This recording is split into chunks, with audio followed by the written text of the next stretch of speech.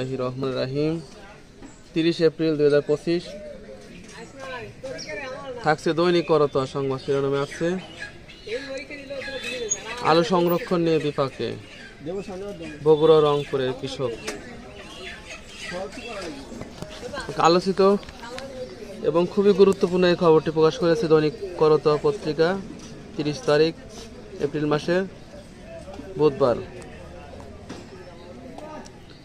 Staff reporter bumper ফলন হওয়া আলু এবং সংরক্ষণ করা নিয়ে ব্যাপক বিপাকে পড়েছেন বগুড়া ও রংপুরের কৃষক। হিমাগারে স্থান সংকলন না হওয়ায় কৃষকের বাড়িতে আলু পচে নষ্ট হয়ে যাচ্ছে, ফলে কম দামে আলু বিক্রি করতে বাধ্য হচ্ছেন কৃষক,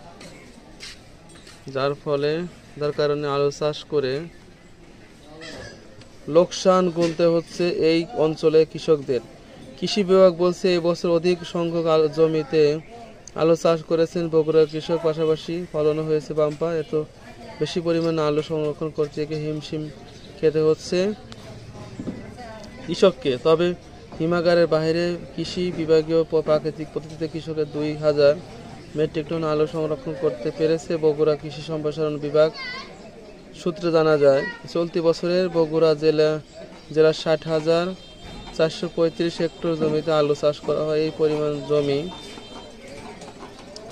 থেকে হেক্টর প্রতি 23 টন হিসেবে আলু উৎপাদন হয়েছে 14 লাখ মেট্রিক টন। গত বছর এই জেলায় 55,260 হেক্টর জমিতে আলু চাষ করা হয়েছিল, ফলন হয়েছিল 21 মেট্রিক টন।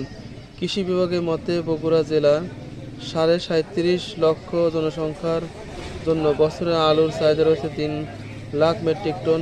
আর জেলায় 42টি হিমাগারে আলু সংরক্ষণ করা যায় 4 লাখ মেট্রিক টন। শিবগঞ্জ উপজেলা অনন্তবালা গ্রামের কৃষক সেলিম উদ্দিন বলেন, 2 বিঘা জমিতে আলু চাষ করে এবার তার লোকসান হয়েছে কমপক্ষে 20,000 টাকা। ফলন ভালো হওয়ায় 2 বিঘা জমিতে 85 মণ আলু পেয়েছে। ভালো দাম না পাওয়ায় এখনও তার বাড়িতে 50 মণ আলু রয়েছে। সংরক্ষণের অভাবে সেই আলু পচন ধরতে শুরু করেছে।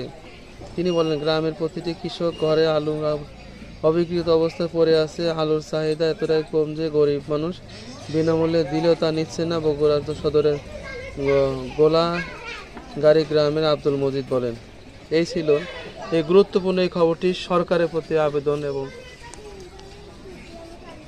যে আলু সংরক্ষণ যেগুলো আমাদের দৈনন্দিন কাজে লাগে এবং আমাদের জীবন ধারণের জন্য গুরুত্বপূর্ণ যে উপাদান, সেগুলো অবশ্যই সরকারের প্রতি আবেদন যেন দ্রুত এই হিমাগার সংরক্ষণ